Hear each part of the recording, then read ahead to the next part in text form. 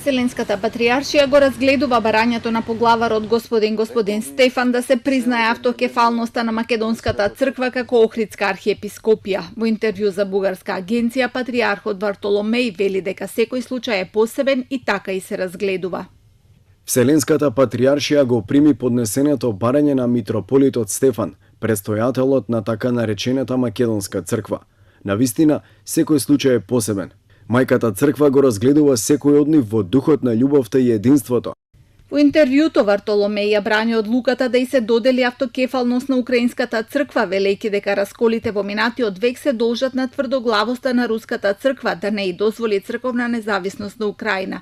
На прашањето од новинарот дали македонското барање ќе биде ставено под негова директна надлежност, со оглед на тоа што околностите се речиси идентични со проблемот на Украина, патријархот не одговара директно. Вели дека ваквата надлежност е привилегија, но истовремено и голема меѓуцрковна одговорност. Со објавување на автокефалија, според него не е потребен консензус со другите цркви.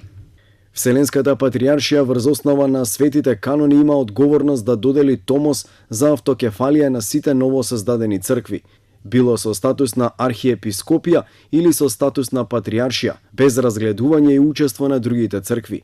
По барањето на МПЦ, Бугарската црква да и биде црква мајка и согласноста на 12 митрополити на чело со Неофит да ја застапуваат Македонската црква пред останатите цркви. Вселенската патријаршија апелираше до БПЦ да не се меша во проблемите на клирот во Македонија. Со тоа остави простор да се свати дека лично ќе се заложи за решавање на случајот на што се надеваат и во МПЦ.